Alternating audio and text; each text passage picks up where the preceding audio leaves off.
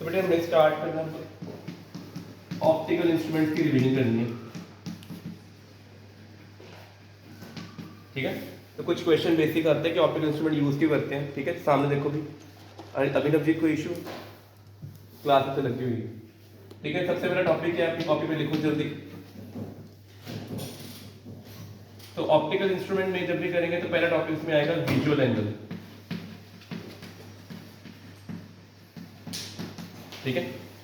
सबसे इंपॉर्टेंट पहला क्वेश्चन ये आता है, एग्जामिनर पूछता है कि ऑप्टिकल इंस्ट्रूमेंट यूज क्यों करने हैं। तो यूज किसके ऊपर डिपेंड करता है, वो डिपेंड करता है विजुअल एंगल के ऊपर, ठीक है। तो विजुअल एंगल क्या होता है वो देखो। आपने इस केस में जब भी ह्यूमन आई बनानी है तो कोई बहुत बड़ी शेप नहीं बनानी, सिंपल एक सर्कल ड्रॉ करो और ये कर दो, ये क्या बन गई, ह्यूमन है, बस सिंपल लेवल पे, ठीक है। ये प्रिंसिपल एक्सिस हो गया। स्क्रीन का जो ये वाला पोर्शन है, ये वाला पार्ट ह्यूमन आई का जो येलो से मार्क किया है, ये कौन होता है, ये सारा रेटिना होता है। रेटिना में लिविंग सेल्स होते हैं, रॉड्स एंड कॉन्स, ठीक है। आपने नाम इनके सुने होंगे मे बी, एक रॉड है, दूसरे कौन है, कॉन्स, ठीक है। एक कलर इम्पार्ट करता है, एक कंट्रास्ट बताता है कि ठीक है कितनी ब्राइट या कितनी शार्प इमेज है, ठीक है। जितने ज्यादा ये सेल एक्टिवेट होंगे, इनको फोटो रिसेप्टर भी कहते हैं। दो सेल्स विच कैच या स्टिमुलस जिसको मिलता है लाइट का स्टिमुलस, स्टिमुलस पता है ना, कोई भी एक्सटर्नल इंफॉर्मेशन मिलनी है तो सेंसरी जो भी होगा, ठीक है। जैसे हमारे पास 5 सेंसेस है ना, तो ये कौन सा है, फोटो सेंस है, फोटो रिसेप्टर है। जितने ज्यादा सेल्स एक्टिवेट होंगे यहाँ पे उतनी sharp, vivid, clear, distinct image बनेगी, ठीक है। तो सपोज करो कि आपके पास ना ऑब्जेक्ट पड़ी हुई है, ठीक है। ऑब्जेक्ट क्या है, ए बी, ठीक है। तो इस ऑब्जेक्ट से बड़ी सारी रेज निकलेंगी। मैं एक्सट्रीम रे की बात करता हूँ, ये वाली, ये ऑप्टिकल सेंटर से पास की है, इस रीजन बड़ी सारी रेज निकलेंगी ना, सारी की सारी यहां पहुंचेंगी। तो कितना रीजन एक्टिवेट हुआ, ये वाला, ठीक है कि नहीं, सेल्स इतने एक्टिवेट हो गए। वही ऑब्जेक्ट है, सेम ऑब्जेक्ट, सेम साइज है। अब कहां चलेगी, दूर रख दी। अगर इसको दूर रख दिया तो क्या होना,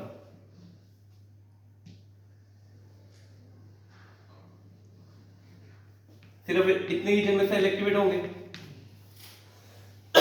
तो फोटो रिसेप्टर जो रॉड्स एंड कोन्स है ज्यादा एक्टिवेट कब हुए, व्हेन ऑब्जेक्ट वाज नियर और अवे, नियर। और नियरेस्ट का डिस्टेंस कितना होता है नॉर्मल आई के लिए, ये नॉर्मल आई के लिए इतना है। अगर आपकी आई को हाइपरमेट्रोपी है तो ये डिस्टेंस चेंज हो जाएगा। It is distance of least distance of distinct image, यही होता है ना, इसको बोलते हैं। तो अगर ऑब्जेक्ट सेम साइज ऑब्जेक्ट को पास रखते हो, ज्यादा रॉड कौन एक्टिवेट होते हैं, ज्यादा विविड, क्लियर, डार्क इमेज बनती है, डार्क नहीं ब्राइट कह सकते हैं। और वही ऑब्जेक्ट दूर जाएगी तो lesser number of rods and cones will be activated, तो इमेज क्या हो जाएगी, डल हो जाएगी, फेड हो जाएगी। या खुद भी चेक कर सकते हो, कोई भी पेन पकड़ लो, अपने हाथों में कोई पेन है, पेन के ऊपर कुछ भी लिखा हुआ है, देखो इतने डिस्टेंस है, दिस इज 25, इतने डिस्टेंस देखो कि जो भी लिखा हुआ क्लियर विजिबल है, दूर ले जाओ वही पेन को, जो जितनी क्लैरिटी से ये डिस्टेंस नजर आया था यहाँ से, अब उतनी क्लैरिटी से ये डिस्टेंस नजर नहीं आ रहा। क्यों नजर नहीं आ रहा, विजुअल एंगल क्या हो गया, चेंज हो गया। विजुअल एंगल कौन सा होगा इसमें, वो देखो, विजुअल एंगल ये वाला एंगल, यहाँ पे रे नहीं, जो ब्लू वाला आपको नजर आ रहा है ना, ये चीज, this is the visual angle. अब आप बताओ ब्लू वाला विजुअल एंगल ज्यादा है कि पिंक वाला, ये वाला, ठीक है ना। तो मैं दोबारा एक ड्रॉ कर देता हूँ कि विजुअल एंगल क्या होता है। तो आपकी इमेज रे ऐसे आ रही है यहाँ से, ये जो एंगल है this is known as visual angle theta, is it okay. Visual angle जितना ज्यादा होगा, सेल क्या होंगे, उतने एक्टिवेट होंगे, उतनी क्लियरिटी वाली इमेज बनेगी, ठीक है। अब हमारी लाइफ में जो रियल लाइफ ऑप्टिकल इंस्ट्रूमेंट है वो कौन है, ह्यूमन आई। तो ह्यूमन आई के ऊपर विजुअल एंगल जितना ज्यादा बनेगा, सामने वाली ऑब्जेक्ट क्या फील होगी, मोर विविड, ब्राइट, क्लियर इमेज मिलेगी। क्या आपको अपने हाथों पे जंप नजर आ रहे, क्यों नजर नहीं आ रहे, क्योंकि साइज बड़ा छोटा है, साइज छोटा है। आपने 25 सेंटीमीटर पे अपने हाथ को रखा हुआ है, बट स्टिल जो जर्म्स हैं या पार्टिकल, माइन्यूट पार्टिकल है, साइज बड़ा छोटा है। वहां से जो रेज आ रही है उनका विजुअल एंगल क्या बन रहा है, बहुत ही कम, बहुत कम विजुअल एंगल बनेगा। तो रॉड्स कोन्स भी क्या होंगे, कम एक्टिवेट होंगे, तो उनकी इमेज क्या नजर आएगी, डल। हमें हाथों पे डार्क फील होता है, जो हाथ गंदे हो ना, तो देखो कि हाँ डार्कनेस है कहीं ना कहीं, बट आप इंडिविजुअल पार्टिकल को ट्रैक नहीं कर सकते। फिर आप क्या करते हो, कंपाउंड माइक्रोस्कोप यूज करते हो, सिंपल माइक्रोस्कोप यूज करते हो। तो ये जो इंस्ट्रूमेंट है ये क्या करते हैं, ऑब्जेक्ट की हाइट को इंक्रीज करते हैं कि विजुअल एंगल को इंक्रीज करते हैं? याद रखना है किसको इंक्रीज करना है, विजुअल एंगल में, ठीक है। ऑब्जेक्ट की हाइट को नहीं इंक्रीज करते, किसको इंक्रीज करेंगे, विजुअल एंगल। क्यों? More the visual angle more the rods and cons will be activated, ठीक है। ये क्लियर हो गया पहले। तो कल को पेपर में क्वेश्चन आ जाए केस स्टडी में कि ऑप्टिकल इंस्ट्रूमेंट यूज ही क्यों करें, क्या जरूरत है? ये ऑप्टिकल इंस्ट्रूमेंट क्या करते हैं, increase, they don't increase the size of object, increase angle, visual angle increase करते हैं, ठीक है। लग गया पता? अच्छा, ये डायग्राम बनानी आनी पड़ी आपको। अच्छा, यहाँ पे एक वर्ड आता है angular magnification, it is not linear.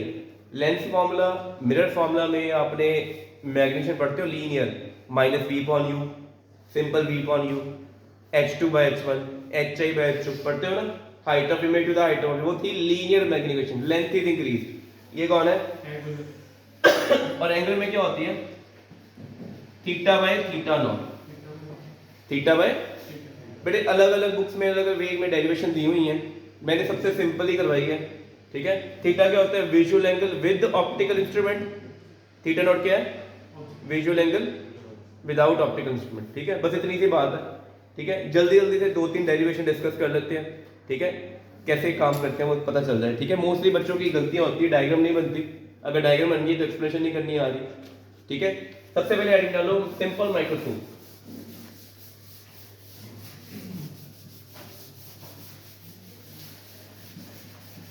Second book में सबसे पहले पेपर आता, तो प्राइमरीली जब भी आपने रिवीजन करनी है, पेपर की प्रिपरेशन करनी है, पहले सेकंड बुक की रिवाइज करनी है।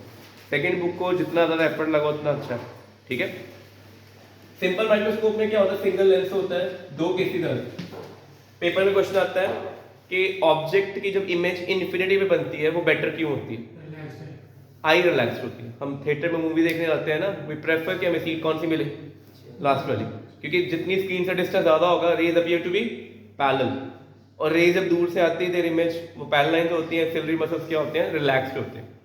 और जब हम उसको पास लेके जाएंगे, eye has to adjust the focal length, eye को जितनी फोकल लेंथ कम पास करनी पड़ेगी, मसल्स क्या होंगे उतनी कॉन्ट्रैक्ट करेंगे, मसल को उतना ज़्यादा स्ट्रेन पड़ेगा। वर्ड क्या यूज करना है, स्ट्रेन, ठीक है। कई बच्चे स्ट्रेस लिख देते हैं, stress is not actual word, strain is important, ठीक है। स्ट्रेन क्या होता है, change in length of muscle over original length of muscle, plus one में किया था ना लॉन्गिट्यूडिनल स्ट्रेन, तो याद रखना है। अच्छा, पहला केस कौन सा है, इसको बोलते हैं नॉर्मल एडजस्टमेंट। नॉर्मल एडजस्टमेंट का मीनिंग क्या होता है कि you just want to see any object, ठीक है, without any strain on your eye. आप देखना चाहते हो छोटी ऑब्जेक्ट को, ठीक है, कोई ऑप्टिकल इंस्ट्रूमेंट यूज करके, बट आई पे स्ट्रेन नहीं चाहिए। तो ऐसा ऑप्टिकल इंस्ट्रूमेंट जब सेटिंग में आता है, कौन सेटिंग होती है इसको बोलते हैं। तो डायग्राम कैसे ड्रॉ करनी, पहले ह्यूमन आई आ गई, नॉर्मल आई की बात करेंगे। ये ऑब्जेक्ट है, कितना डिस्टेंस पे रखी है आपने, डी डिस्टेंस पे, हाइट ऑब्जेक्ट की कितनी है, h, यहाँ पे एंगल, ठीक है। tan थीटा बताओ कितना आएगा, h by D,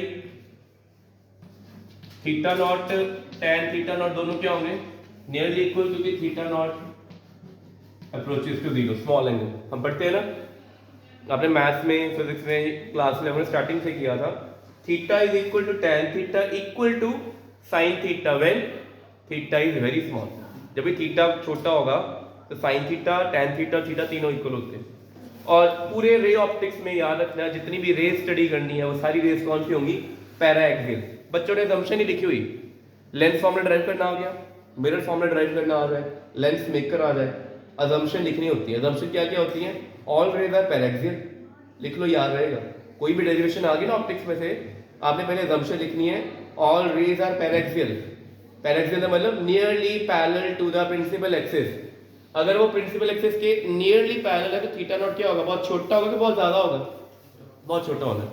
second point ये तो हो गया, अपर्चर शुड बी स्मॉल। हमारी ह्यूमन आई का अपर्चर वैसे छोटा होता है, ठीक है। तो अगर ऑप्टिकल आप बेंच पे भी एक्सपेरिमेंट कंडक्ट किए ना ऑप्टिकल बेंच पे, तो देखा कि optical bench 1 metre 1.5 metre long है, लेंस का साइज कितना, hardly 4 centimetre, aperture is small, ठीक है। ये दो चीजें असम्पशन में लिखनी। बाकी sign convention, distance measured from pole, optical centre, कौन पॉजिटिव कौन नेगेटिव लिख के आना, ठीक है। तो इसमें थीटा नॉट कितना हो गया, h बाई डी हो गया फर्स्ट, ये क्लियर हो गई चीज पहले, ठीक है। अब हमने ऑप्टिकल इंस्ट्रूमेंट रखा, आई वही है। अब इसके आगे क्या कर दिया मैंने एक सूटेबल फोकल लेंस वाला कन्वेक्स लेंस रखी। देखो लेंस हमेशा पतले बनाने हैं, थिक लेंस नहीं बनाना। थिक लेंस की सबसे बड़ी प्रॉब्लम क्या होती है? Chromatic aberration. क्या यूज है ना वर्ड? क्रोमेटिक। पेपर में क्वेश्चन आया कि भाई रिफ्लेक्टिंग टाइप टेलीस्कोप क्यों यूज करते हैं, प्रेफर करते हैं? क्रोमेटिक एबरेशन खत्म हो जाता है, सफेरिकल एबरेशन खत्म हो जाता है, वर्ड यूज करी जो हो जाए पेपर में आ जाए। आपने मिरर यूज करते हो सफेरिकल मिरर की जगह पैराबोलिक मिरर ज्यादा अच्छे हैं। सफेरिकल मिरर की जगह कौन ज्यादा बेटर है? पैराबोलिक ऐसे होता है रिफ्लेक्टर। सफेरिकल ऐसे होगा ना, पैराबोलिक ऐसे होगा। उसका रीजन क्या लिखोगे? It decreases spherical aberration. दो ही वर्ड्स है, कुछ ना समझ आए पेपर में कि ये टेलीस्कोप इससे बेटर क्यों है, सिंपल लिखो it remove chromatic aberration, it remove spherical aberration. कभी ये वर्ड ना लिखना picture is fine, easy to see, ये इसके कोई नंबर नहीं होते। आपको साइंटिफिक वर्ड लिखने हैं। क्रोमेटिक एबरेशन खत्म हो गया। क्रोमेटिक का मीनिंग यही होता है लेंस जितना थिक कर जाओगे, it behave like a prism. White light कितने कलर में ब्रेक हो जाएगी? 7। तो 7 कलर में ना ब्रेक हो, लेंस को क्या रखना है? थिन, ठीक है। अब ऑब्जेक्ट ये कौन है? इसको बोलेंगे आई पीस। क्या बोलना है? आई पीस। इसकी फोकल लेंथ होगी कोई, यही जो ऑब्जेक्ट थी कहां रख दी? इसकी फोकस पे रख दी। फोकस जो ऑब्जेक्ट होती है उसकी इमेज कहां बनती है बताओ? तो ह्यूमन आई को क्या लग रहा है कि रेस कहां से आ रही है? यहां पे थीटा नॉट था, यहां पे क्या हो गया? थीटा। तो ये h था, ये क्या है? Distance fp। तो ऑप्टिकल इंस्ट्रूमेंट के साथ थीटा कितना हो गया? h/fp। ठीक है बेटे, ये चीज क्लियर होगी। पहले टेक्निक सेम है सारी, डायग्राम अलग अलग हो जाएगी, टेक्निक सारी सेम। ये हाँ इमेज तो फाइनल इन्फिनिटी बन रही, बट जो थीटा होगा यहाँ पे, थीटा नॉट नहीं, थीटा हो गया होगा h/fp। एंगुलर मैग्निफिकेशन का फॉर्मूला क्या है मेरे पास? so that is m is theta by values put की इसमें h/fp डिवाइड बाय h/d। तो कितना आ गई? d/fp। यही आएगा d/fp। अच्छा बेटे, d नॉर्मल आएगी 25 सेंटीमीटर, बट जब कोई एजिंग होगी 40 प्लस हो गया, d 25 से हो गया 30, 35, 40। हाँ अगर कुछ नहीं गिवन तो नॉर्मल है, कुछ नहीं गिवन है तो पेपर में क्वेश्चन डिफिकल्ट कर देंगे तो कह देंगे person suffering from hypermetropia. Person suffering from, हो सकता है कि उसकी लेंस की जो पावर ही दे दें, लेंस की क्या दे दें? पावर से क्या निकालोगे? फोकल। फोकल लेंस से क्या निकालोगे? New near point. क्या निकालोगे? New near point. ठीक है, जो न्यू नियर पॉइंट होगा दैट इज अ डी। ये डी क्या है? Least distance of distinct image. Normally का कितना होता है? बट हाइपरमेट्रोपिक का 25 से ज्यादा होता है। कुछ क्वेश्चन है मेरे पास, मैं करवाऊंगा। अब ये क्वेश्चन फॉर्मूला देखो, अगर ऊपर 25 है नीचे 5 हो गया, m कितना आ गया? 5 टाइम्स। इसका meaning visual angle increase by 5 times हो गया। अगर पहले एंगल 1 डिग्री बन रहा, नया एंगल कितना बनेगा? 5 डिग्री।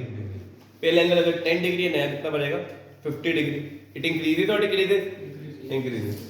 जितना लेंस में विजुअल एंगल इंक्रीज करेगा ह्यूमन आई पे, क्या फील होगा?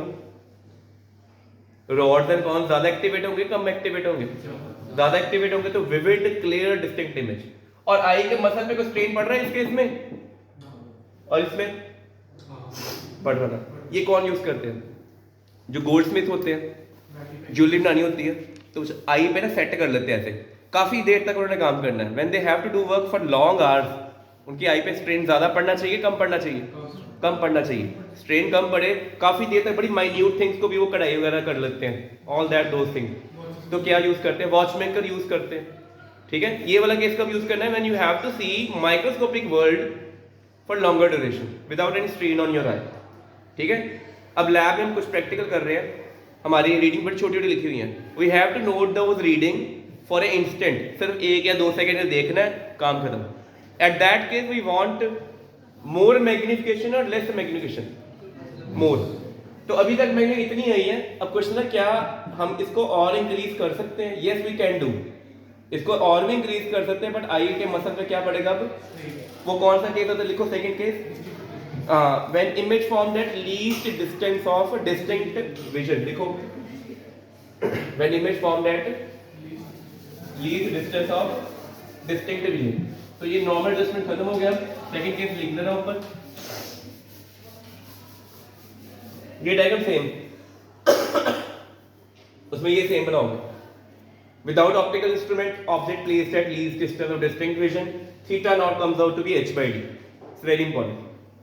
ठीक है, क्लियर हो गई चीज? पहले कोई डाउट है कुछ? Next point, next we have to do कि how we can increase the magnification, angular magnification by more amount as compare to normal adjustment. क्या करना आपने? अपने डायग्राम में कोई टेढ़ी मेढ़ी साइड नहीं होनी, सिर्फ सर्कल ड्रॉ करनी है। ठीक है,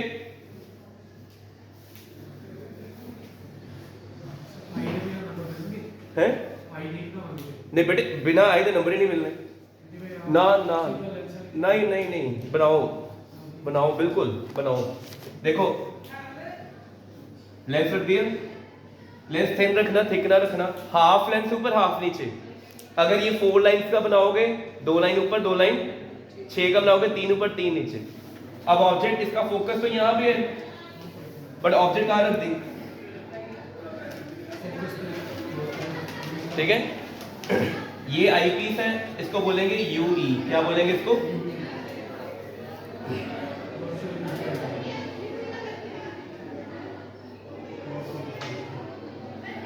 तो क्या होना है? ह्यूमन को क्या लगेगा कि these rays are coming from। अच्छा बेटे, लाइन टेढ़ी ना हो, स्केल यूज करो, टेढ़ी नहीं हो जाएगी। ठीक है, तो दिस वाज हाइट h, इसको बोल देंगे h डैश। इसका डिस्टेंस कितना हो गया?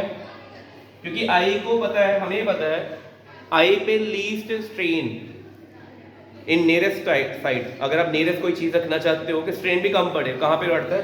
d distance. अगर ये इमेज d से कम पे पड़ती, I पे स्ट्रेन क्या है ना था? दबा है ना, ये होता है ना। हमने ये सेटिंग ऐसे सेटिंग करनी है कि object is placed in front of this lens such A way that the image form by this lens was at d distance from human आई। ठीक है, हम लेंस और ह्यूमन आई में डिस्टेंस 1 सेंटीमीटर का होता है, उसको इग्नोर कर रहे हैं अभी के लिए। ठीक है, याद हो गया? पहले विजुअल एंगल नया कितना आ गया यहाँ पे? थीटा। आपको 2 ट्रायंगल नजर आ रही है यहाँ पे, आपने ड्रॉ भी करनी है। ये थीटा है, ये h है, ये यूई है, एक ये ट्रायंगल है h डैश d। तो थीटा की 2 वैल्यूज आएंगे, एक h बाय यूई और एक आएगा h डैश बाय d। ठीक है, ये क्लियर हो गया? पहले निकल गए यहाँ तक। अब निकालने क्या है? फॉर्म क्या निकालना हमने? Angular magnification. क्या फॉर्मूला होता है? Theta by theta not. अब आप बताओ, थीटा नॉट आपके पास h बाई डी है ऑलरेडी। थीटा की कौन सी वैल्यू यूज करें दोनों में? कोई भी लेंस यूज करते हो, लेंस की फोकल लेंथ f, लेंस का जो ह्यूमन है जो लीस्ट डिस्टेंस और डिस्टिंक्ट d, ये हमेशा सेम रहते हैं। बट क्या ऑब्जेक्ट की हाइट सेम होगी? नहीं। तो क्या हमें ये वाला यूज करना चाहिए थीटा का, ये वाला h डैश बाय d।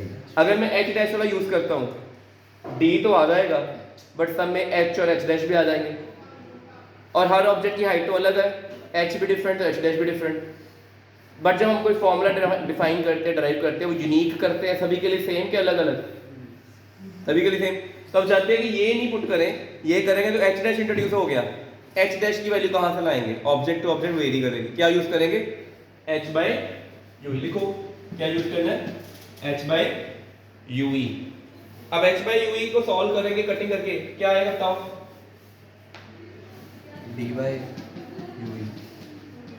क्या यूई फिक्स्ड है कि वेरिएबल है? वेरिएबल। वेरिएबल है। अभी रिजल्ट नहीं आया, रिजल्ट तब आएगा when we have only physical quantities which are measurable और already provided. Which are already provided? d focal length of the lens, ये ऑलरेडी प्रोवाइडेड है। यूई तो वेरी कर रहा है पोजीशन, वो नहीं करेंगे। कैसे सॉल्व करना है, यहां तक हो गया। लिखो apply length formula,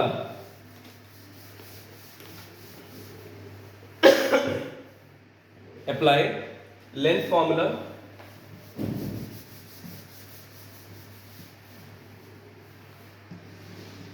for eyepiece. Eyepiece है, उसके लेंथ फॉर्मूला का यू कितना है माइनस यूई, वी कितना है माइनस डी, एफ कितना है प्लस एफ। ये प्लस माइनस क्लियर हो गया पहले क्यू आई, ठीक है। आई लेंस के लिए ऑब्जेक्ट डिस्टेंस इस साइड पे है नेगेटिव, इमेज भी इधर बनी virtual negative, focal and convex था इसलिए पॉजिटिव। तो लेंस फॉर्मूला क्या होता है, वैल्यू डालो,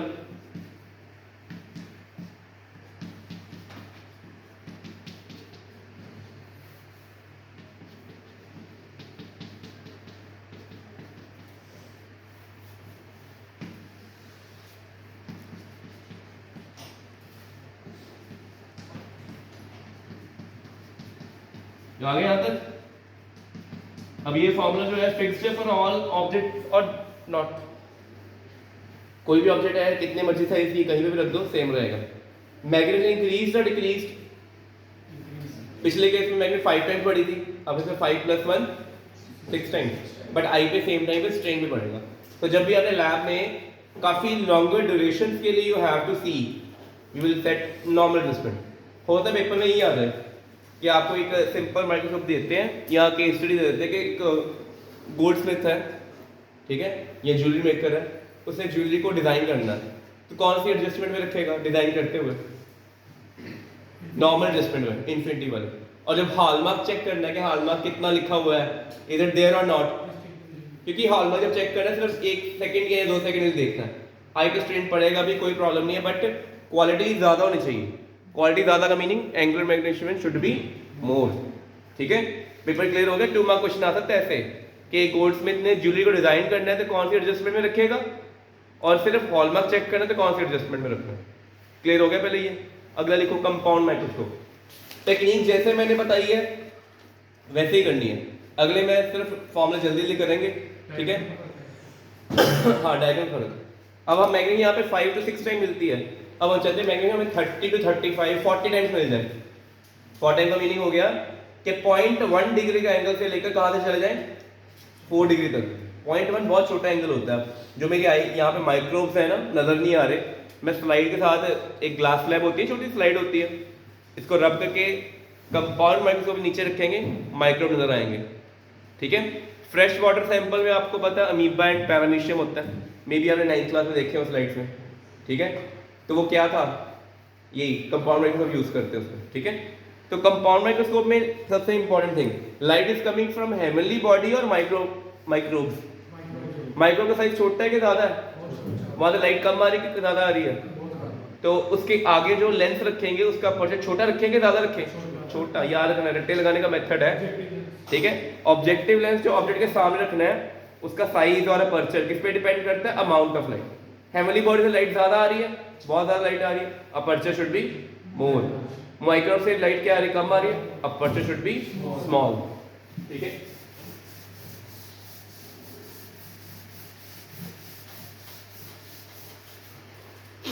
देखो इधर आपने पहले ऑब्जेक्टिव लेंस ड्रॉ करना और प्रिंसिपल एक्सेस। पहला केस कौन सा है, लिख लो कॉपी पे, normal adjustment when image formed at infinity. इसको बोल देंगे ऑब्जेक्टिव। यहां पे कहीं पे इसका फोकस होगा, ऑब्जेक्ट फोकस के पीछे कहीं पे रख दो, हाँ बिटवीन F4 और 2F4 एक के सामने जाएगी। ऐसे जो बेंडिंग करवाते हो ना, लेंस के मिडल से एक डॉटेड लाइन निकाल लो, यहां से करवानी बेंडिंग सारी,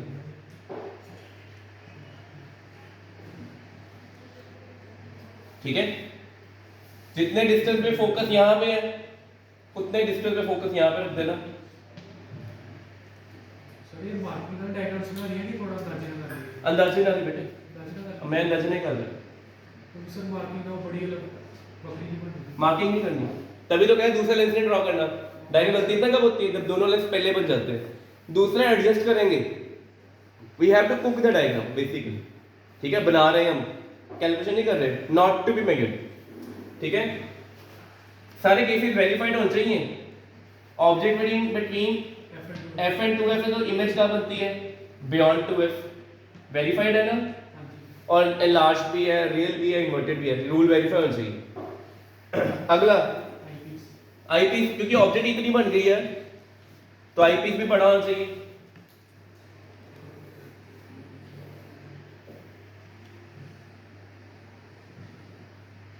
जो मतलब नीचे की दूरी कितनी करे? कुछ नहीं, जो मर्जी, कोई मैटर नहीं करता, ठीक है। पेपर शीट आपको ऐसे लैंडस्केप में मिलती है तो पूरे पेज तक जाया करो, बड़ी बनाओ, आधे पेज की डायग्राम हो, ठीक है। प्रैक्टिस करोगे बन जाएगी। टेक्निक समझ लगी ना।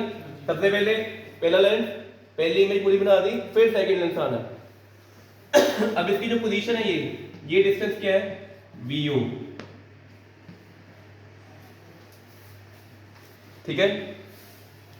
तो यहां से ब्रेज आएगी, इसको भी सेंटर से, हाँ, सामने पेज दो, बेंड ना करवाना, बेंड कितने करेगी साथ नहीं पता, we don't know, but optical centre से निकालो।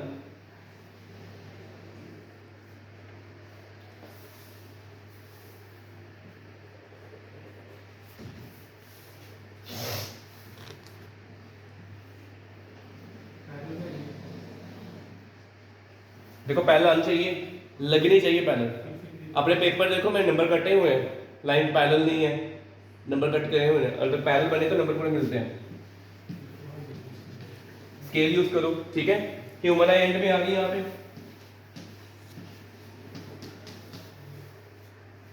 तो डायग्राम ऐसे बननी चाहिए। और एक और इम्पॉर्टेंट पॉइंट, बच्चे ने एरो डालते, पेपर में एरो जरूर डालने हैं, कौन सी रे कहाँ जा रही है, ठीक है, बिना एरो के नहीं काम करता। ये एच है, ये हो गया एच डैश, ये एफ ई, ये थीटा, ये भी थीटा, ठीक है। नहीं, पेपर में पेंसिल और पेन, ब्लू पर, black pen red pen final में नहीं यूज करना, पेंसिल और पेन यूज कर, कंट्रास्ट ना हो, ठीक है। पेंसिल को भी शेड, दो तरह की पेंसिल ले आओ, शेडिंग वाली, ठीक है, शेड कर दो। तो यहां तक हो गया। इस केस में ह्यूमन आई जितनी नॉन सफिशिएंट है। पहले विदाउट इंस्ट्रूमेंट, वो नहीं चेंज होना। अगर स्लाइड है जिस पे आपने माइक्रोब रखे हुए हैं, अगर आप उसको देखना चाहते हो तो कहाँ रखोगे, 25 सेंटीमीटर पे, वो सिर्फ रिजल्ट सेम है, नो चेंज। थीटा नोट क्या है, h/d, ठीक है। याद कर लिया, पहले नोट कर लो, इसको इरेज करना पहले। तो विदाउट इंस्ट्रूमेंट h/d हो गया, और विद इंस्ट्रूमेंट क्या बनना है, विद इंस्ट्रूमेंट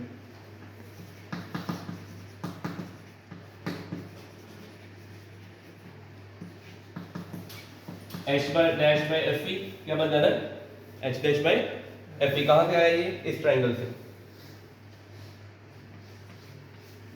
ये जो शेड की है नजर आ रही है, इसमें ये कितना है, ये h' है, और ये डिस्टेंस कितना है, ठीक है ना। क्लियर होगी चीज। इसके बाद m का फॉर्मूला क्या बनेगा, थीटा बाई, तो क्या आ जाएगा, h'/h और d/f। d/f की कोई प्रॉब्लम नहीं है, d भी पता है, f भी पता है। थीटा नोट देते हैं, थीटा नॉट ये है विदाउट इंस्ट्रूमेंट, थीटा नॉट ये था ना, डायग्राम्स, डायग्राम में नहीं बनाना, डायग्राम में थीटा नॉट, क्योंकि ये जो ऑब्जेक्ट है ह्यूमन आई पे तो नहीं बना रही ना। अगर थीटा नॉट की डायग्राम ये है सेम पुरानी वाली, ह्यूमन आई, ये ऑब्जेक्ट है, ये कितना था h, ये कितना था d, एंगल कितना था थीटा नॉट, ठीक है। थीटा नॉट सेम है। माइक्रोब देखने के टाइम पे थीटा नॉट बड़ा कम होता है, ठीक है, वो सेम ही रहना है। ऑल्दो कम है, नजर कुछ नहीं आ रहा, बट डायग्राम यही बननी है। अब क्वेश्चन आया, ये तो पता दोनों, बट h'/h तो क्या करेंगे, ठीक है, ट्राइंगल लेवल करते हैं। ये हो गया a, ये हो गया b, ये हो गया o, ठीक है। और ये हो गया मेरे पास ए डैश, ये क्या हो गया बी डैश, और ये हो गया ई। ठीक है, तो इसको हाईलाइट कर देता हूँ। सर डैश बाय आइडेंटिफिकेशन बनी। लीनियर मैग्नीफिकेशन बनी है, वो भी सिंगल लेंस के लिए। यहाँ पे दो लेंसेज हैं, हमें कौन चाहिए? ये ट्रायंगल आ गया नजर। अब हमें कौन कौन सी दो ट्रायंगल करनी है? एक आप ये करोगे AOB, AOB, ठीक है। दूसरी कौन सी करोगे? A डैश B डैश, ठीक है। इनको शायद ड्रॉ भी कर लोगे।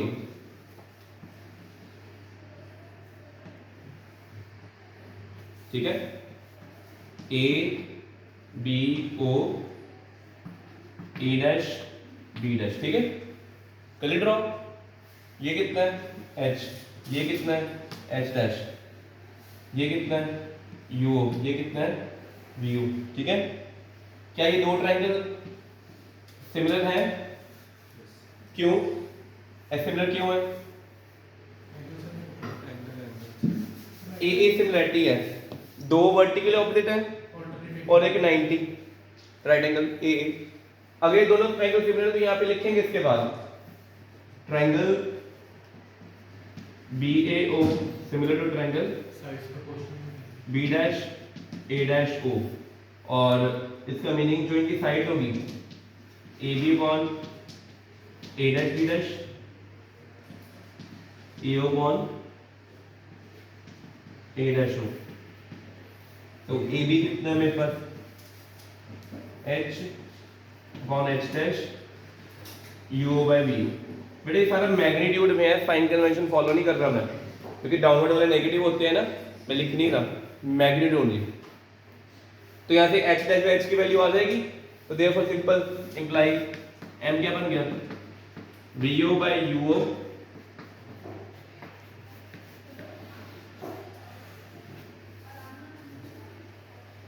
बन गया। यहाँ तक ये जो डिस्टेंस होता है इसको ट्यूब लेंथ कहते हैं, ठीक है। ठीक है ना, ट्यूब लेंथ कई बार न्यूमेरिकल आते हैं ट्यूब लेंथ के ऊपर कि ट्यूब लेंथ गिवन है, बाकी डिस्टेंस निकाल दो, VO निकाल दो, UO निकाल दो, FE FO कुछ भी आ सकता है। ये फॉर्मूला क्लियर हो गया। इसका एक स्पेशल केस है, लिखो स्पेशल केस लिखो।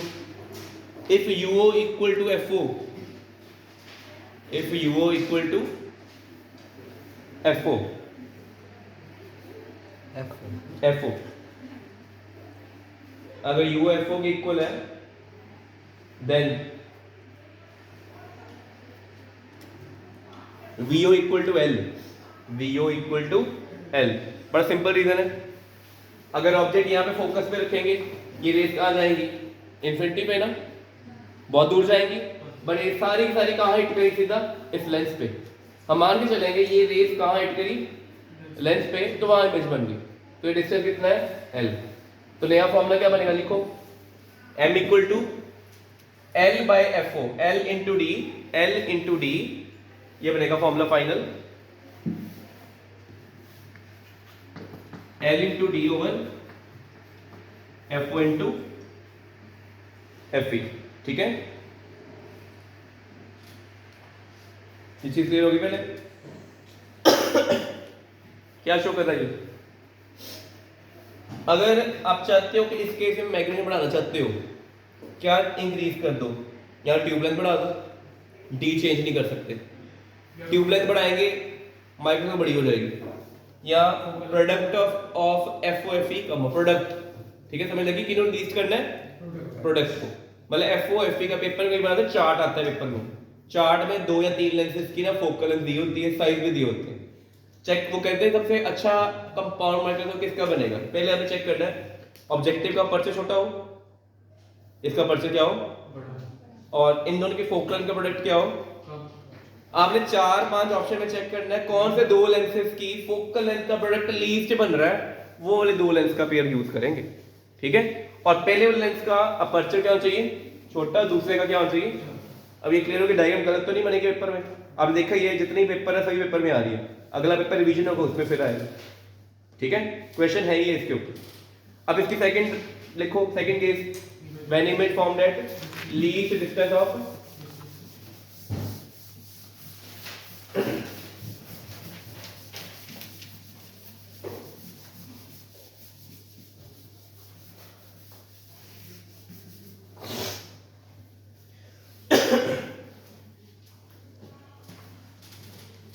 पहला लेंस वही सेम, ठीक है। रिफ्लेक्शन हमेशा डॉटेड लाइन से करवानी है आपने।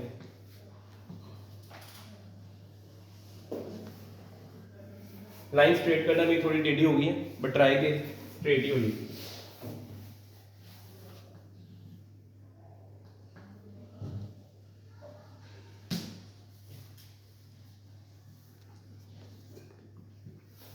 ठीक है, ऑब्जेक्टिव यहाँ पे इसकी एफ हो गया, ये दी ऑब्जेक्ट।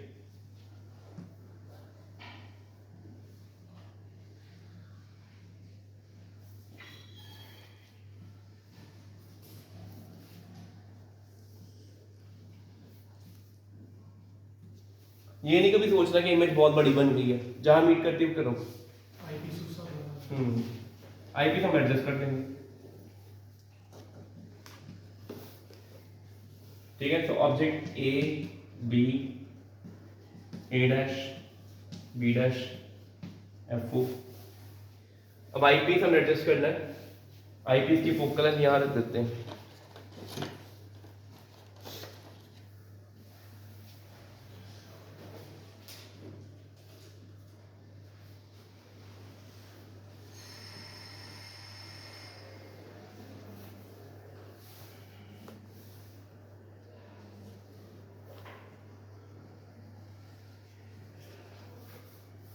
ठीक है, फोकल लेंथ आईपीस की यहां होगी।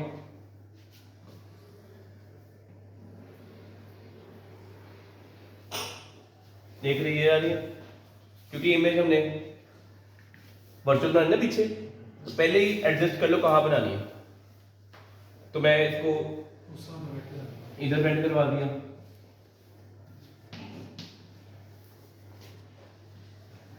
यहाँ बिल्कुल ठीक है। विजिबिलिटी आएगी, नजर आ रही डायग्राम, ठीक है। तो ये डॉटेड बनानी, डॉटेड बना लेना ये। अच्छा, कभी ये नहीं बनाना, ये इमेज इस लेंस के ऊपर भी आ सकती है, इसके पीछे भी जा सकती है, वर्चुअल है ना, कहीं भी आ सकती है, ठीक है। तो ऐना को बनाना कि लेंस के ऊपर कितना बन गई image, it may be virtual है। और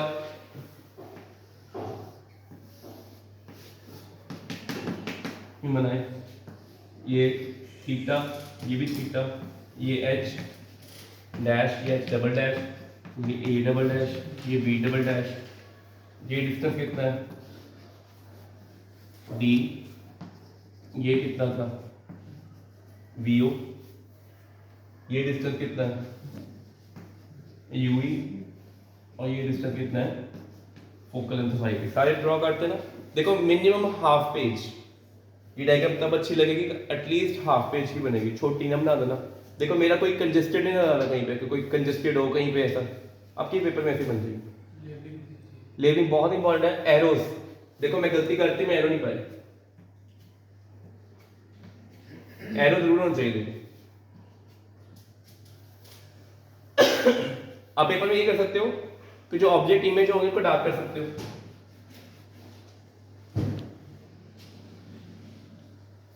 ठीक है। एक्सटेंशन की थी पीछे डॉटेड, डॉटेड ही ना एंड जो वर्चुअल है वो डॉटेड, ये वाला कलर वाला पेंसिल ना दिया ना ना, एवरी इमेज भी डॉटेड ही ना हो, क्योंकि वर्चुअल है ना, ठीक है। लग गया पता। पेंसिल ते पेन कंट्रास्ट, ठीक है। कुछ चीजें पेंसिल बनानी, कुछ चीजें पेंसिल से बनानी। सर डेज ना दिया पेंसिल ना ते वर्चुअल सीधा सॉलिड नहीं खींच सकते ना ना नो, वर्चुअल हमेशा डॉटेड, चाहे पेंसिल है ना पेन, बट ओनली डॉटेड चाहिए।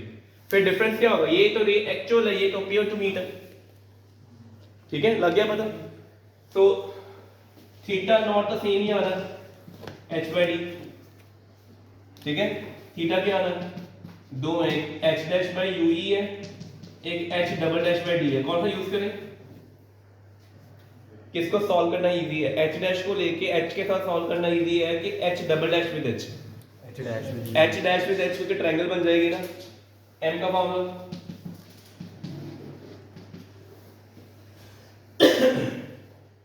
तो एम क्या आ जाएगा मेरा theta H dash by D divided by, और यहाँ पे यू ही आना था यहाँ, तो कितना आ जाएगा ये डी बाई यू, यहाँ तक आ गए। ठीक है, अब आगे क्या करना है, दो चीजें रिपीट करनी है, वो मैं नहीं करूँगा, पिछले केस में सिंपल करना। लिखो पहले, लिखो ट्रायंगल कौन कौन से, लिखो ट्रायंगल बी ए ओ,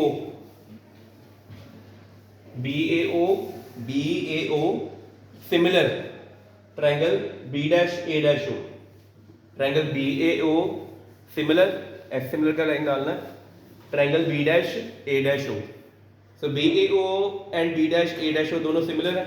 अगर दोनों सिमिलर आ गए हैं तो पहले तो आपका ये रिलेशन बनना है H dash by H equal to B O by U, पहला काम ये हो गया।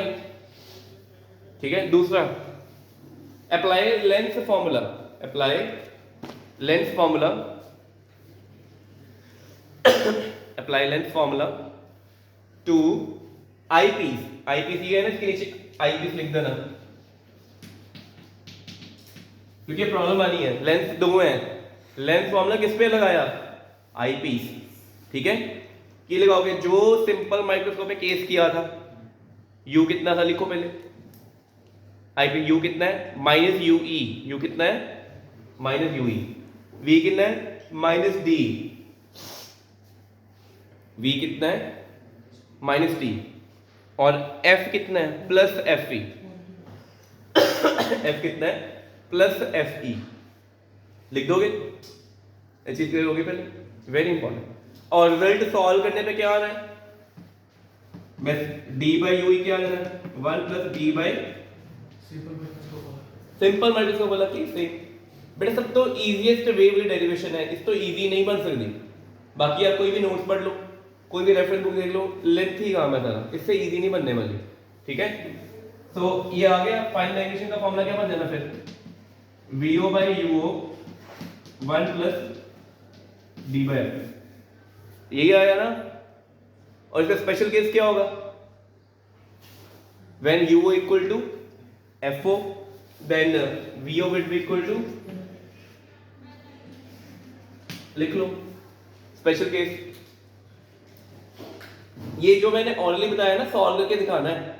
ठीक है, सारा पहले ट्रायंगल सिमिलर लेंथ फॉर्मूला लगाया, फॉर्मूला बनाया, फिर नीचे लिखना होता है when VO equal to L और FO U equal to UO equal to FO VO equal to L, M comes out to be L over F naught, L over FO 1 plus D by F E, बन गया। तो ये compound microscope, compound microscope थोड़ी lengthy है, telescope इससे भी easy है half. ठीक है ना, फिर अगले स्टेप चूज करनी है। ठीक है, क्योंकि रेज कहाँ से आ रही है, इन्फिनिटी। लिखो क्वेश्चन हेडर लो, हमारा जो है ना एस्ट्रोनॉमिकल टेलीस्कोप है, कौन सी वाली है, रिफ्रैक्टिंग टाइप। कौन सी करनी है, क्योंकि रिफ्लेक्शन हो रही है ना। लिखो एस्ट्रोनॉमिकल टेलीस्कोप। पहले सिलेबस में टेरेस्ट्रियल भी होती थी, 3 लेंस वाली टेलीस्कोप भी होती थी, जो हम स्टडी करते हैं ना, एक बिल्डिंग से दूसरी बिल्डिंग देखना है, लो लेवल ग्राउंड लेवल पे देखना है। अब उस सिलेबस का पार्ट नहीं है। ठीक है, ऑप्टिक्स का वैसे भी सिलेबस काफी कम हो गया हुआ है। पहले एक टॉपिक फोटोमेट्री भी होता था, आज से 15 इयर्स बैक, जिसमें कैंडेला पढ़ते थे, ल्यूमिनस इंटेंसिटी, वो भी कट हो गया हुआ है। रिफ्लेक्टिंग टाइप ਜਿਹੜੀ ਹੈ ਉਹਦੀ ਡਾਇਗਰਾਮ ਦੇਖੀ, डायग्राम रिफ्लेक्टिंग है ही सिर्फ डायग्राम्स है, diagrams and their uses and their benefits as compare to refracting type. यही क्वेश्चन आता है, कोई पेपर उठा लो, कोई भी सैंपल पे उठा लो, किसी भी स्कूल का पेपर ले लो, ये क्वेश्चन आ रहा है और नहीं आता। और ये है 4 या 5 नंबर का क्वेश्चन पक्का होता है, इसलिए हम ये टॉपिक चूज किया आज। तो टेलीस्कोप में पहला केस लिखो नॉर्मल एडजस्टमेंट।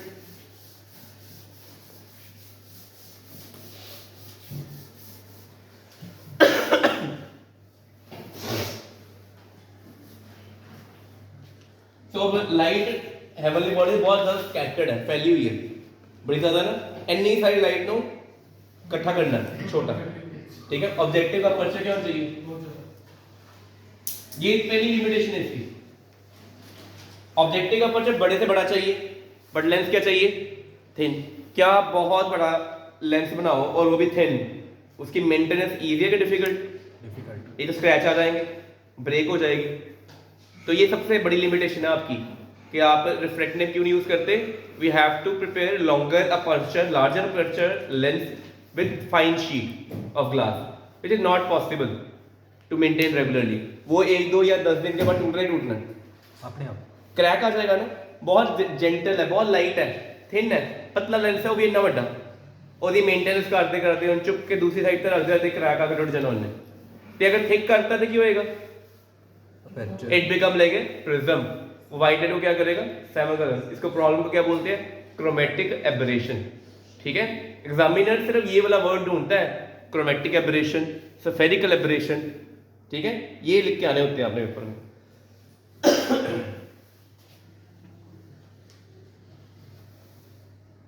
ठीक है, देखो पहला केस कौन सा है, नॉर्मल एडजस्टमेंट। तो रेज आ रही है हमारे पास, एक रे पहले निकालो इससे, सेंटर से। ठीक है, पहले कहां से निकालनी है, अनडिविटेड। दूसरी रे कहां से निकालनी है,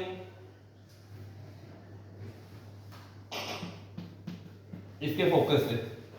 जो फोकस से निकालोगे क्या हो जाएगी, पैरेलल। अब यहां पे आपकी पहली मेजर प्रॉब्लम आएगी, ये दो रेस तो बन गई, एक रे ऊपर से भी निकाल ली थी।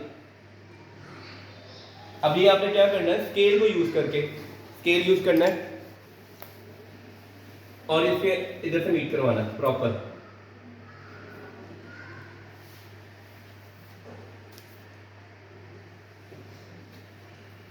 ठीक है, कितनी अच्छी बनी ना बच्चों की, ये डायग्राम नहीं बनती पहले तो, और ये बिल्कुल स्ट्रेट ऑन चाहिए। ठीक है, लग गया पता, पहला स्टेप क्लियर है।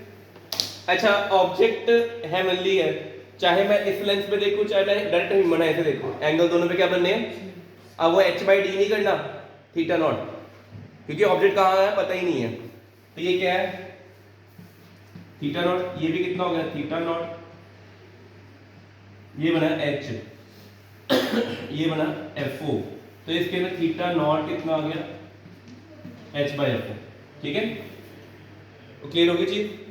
ये लोकेशन कौन सी है, FO। ये इसका नाम क्या है, AB। अब आईपीस, इसी जगह पे आईपीस की फोकल लेंथ होगी 80। अपर्चर छोटा रखना है, इसके पास ही ले आओ छोटा सा लेंस।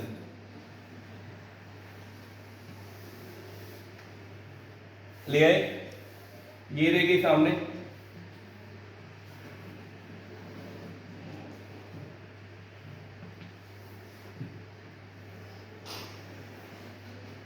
होगी पैरेलल। ठीक है, तो ये डिस्टेंस कितना है, L। ये कितना था, FO। ये कितना है, FP। और तो ये तो केस ही बड़ा सिंपल है, एरो जरूर डाल लें, बिना एरो के नंबर नहीं मिलेंगे। हर्षवर्धन कोई इशू, ठीक है। ऑप्टिक्स में सबसे इंपॉर्टेंट टॉपिक है, 12 से 13 नंबर का पेपर आता है, रे ऑप्टिक्स में 5 नंबर तो यही ले जाता है, छोटा टॉपिक। और 1 घंटा एक बार कर लो, हर वीक में 1 घंटा लगा दिया करो इसके ऊपर, ये एडवाइस रहेगा। डायग्राम ज़्यादा इंपॉर्टेंट है, डायग्राम आनी चाहिए। एग्जामिनर आपकी नॉलेज को टेस्ट ही डायग्राम से करते हैं, किसी का टाइम नहीं होता पूरा पूरा पढ़ने का। वो डायग्राम देखेगा, हाँ बच्चे डायग्राम नीट एंड क्लीन बनी, मतलब इसने पढ़ा हुआ है, इसे ठीक ही लिखा हो। ठीक है, ये एक होता है ना पर्सपेक्टिव बन जाता है एग्जामिनर के माइंड में कि डायग्राम तो बहुत अच्छी बना रहा है, पेपर आता ही होगा। आते आते में काफ़ी चीज़ें ऐसे चेक हो जाती है। ठीक है, अब देखना जिसका पेपर नीट होगा ना, उसको कई बार हमेशा 1 2 नंबर या 3 नंबर 5 नंबर एक्स्ट्रा मिले होते हैं, चेक कर लेना चाहिए। और क्लास में भी किसी बच्चे का पेपर बड़ा नीट होगा ना, 2 3 नंबर एक्स्ट्रा मिले होंगे, हमें गलत चीज़ सही चेक हुई होगी। उसका रीज़न क्या है कि एग्जामिनर इनको देख के नंबर तक आगे नहीं बढ़ता। ठीक है, अब इस केस में थीटा, ये भी थीटा, तो थीटा कितना आ गया, h/d। एफ ई आ गई H by F E M simple कितना हो गया theta by theta naught F O by F E बन गई मैग्नीट्यूड। अच्छा ये मैग्नीट्यूड जो भी मैं डिराइव कर रहा हूँ फॉर्मूले सारे मैग्नीट्यूड में है, याद रखना। बुक्स में नेगेटिव साइन भी लगे होते हैं आगे इनके, बट मैं क्या डिराइव कर रहा हूँ मैग्नीट्यूड ओनली, ठीक है। वैल्यू पुट करनी है क्या साइड के बच्चे लागे करनी नहीं इतना ही कर लो। पेपर च मैग्नीट्यूड ओके लगी हुई है करी साइड के बच्चे किधर लगी? लगी दिख रही है। हाँ मैं कई डेरिवेशन की हुई है बट एग्जाम में नंबर नहीं काटता इस चीज़ में। वी कैन एंड से लिखा हो कि you are dealing here with only magnitudes, ठीक है, सिर्फ मैग्नीट्यूड डील कर रहे हैं, ठीक है। अच्छी क्लियर होगी पहले। और रीजन देखो पता क्या है, जेड़ा ए वाला एंगल है ना ये कैसे कैलकुलेट हो रहा है, ऐसे क्लॉक जा रहा है कि एंटी क्लॉक? क्लॉक वे इधर जा रहा है, बट ए वाला एंगल एंटी क्लॉक। तो एक क्लॉक है तो एक एंटी क्लॉक है, एक पॉजिटिव है तो एक की है, तो डिवाइड करेंगे तो माइनस साइन ने आना ही आना, ठीक है। बट मैं लिख नहीं रहा, नंबर नहीं कटते, समझ लगी पहले? पता लगा नेगेटिव क्यों आना है? एक क्लॉक है एक क्या है एंटी क्लॉक, और एंटी क्लॉक पॉजिटिव, क्लॉक वाला क्या होता है, ठीक है। समझ लगी? कोई डाउट है विच गलत तो नहीं करके आओगे पेपर? फॉर्मूला क्लियर हो गया? लास्ट केस लिखो when image formed at least distance of distinct division. मैंने एडजस्ट करा ना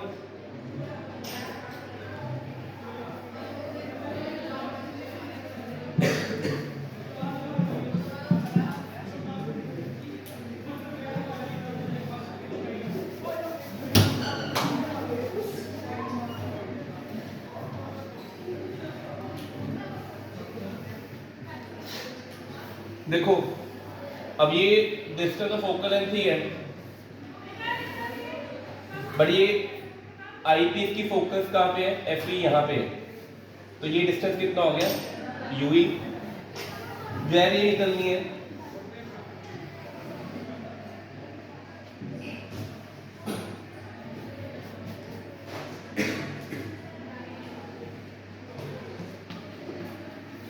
इसको पीछे एक्सटेंड किया, देखो मैं कर ही जाना extend,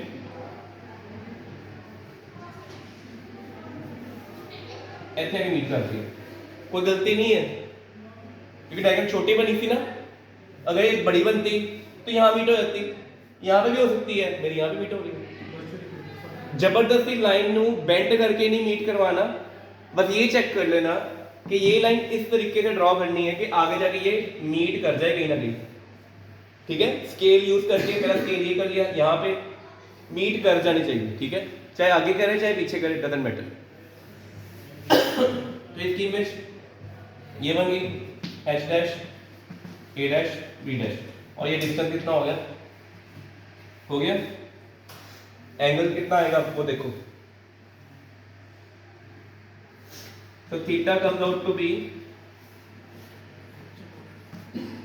H by U E, theta nought H by F O, M कितना आ गया theta by theta nought H ही आना एच ही आएगा, एच डैश ये ले गया अगर डिस्टेंस दी, एच डैश ना करो, फिर एच डैश ना करो, क्योंकि अगर आपने एच डैश किया ना तो फिर एच और एच डैश को कट करना पड़ना है, तो हमारे पास ऑलरेडी थीटा नॉट पहले एच बाई यू, तो ये यूज करेंगे ये वाला, दूसरा भी ये भी आ सकता है बट हम यूज ये वाला करेंगे।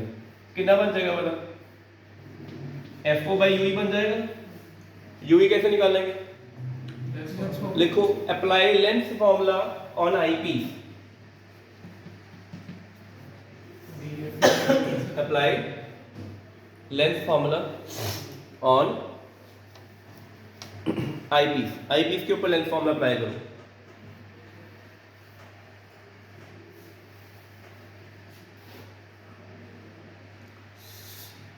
तो u कितना आएगा माइनस यू, v कितना आएगा माइनस v, f कितना है प्लस एफ ई, तो 1 by V minus 1 by U equal to 1 by F कितना आ जाएगा, सर u की वैल्यू आ गई dfe upon d plus f, क्या u की वैल्यू u आएगा ना ऑब्जेक्ट टू, मेरी वैल्यू दस है, हाँ हाँ बोलो, dfe by d plus f। अच्छा मैं चेक कर लेता, तो this comes out to be F E, तो 1 by U equal to 1 by D plus 1 by F E, तो d by ue comes out to be 1 plus d by fc।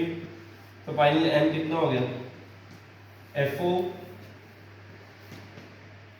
अच्छा BO का F बनता है 1 by fo की d है ना ये, हाँ जी हाँ जी तो ऐसा कर देते हैं ना, डी बाई एफ मैं इसको d से मल्टीप्लाई डिवाइड कर देता हूँ।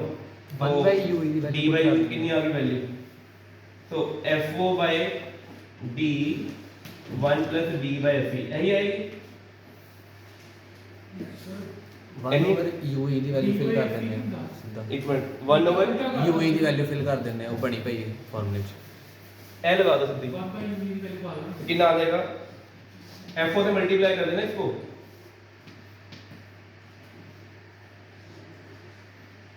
fo n ही आ जाएगी ना, ਹਾਂਜੀ बस ठीक है। fe कॉमन निकाल लो,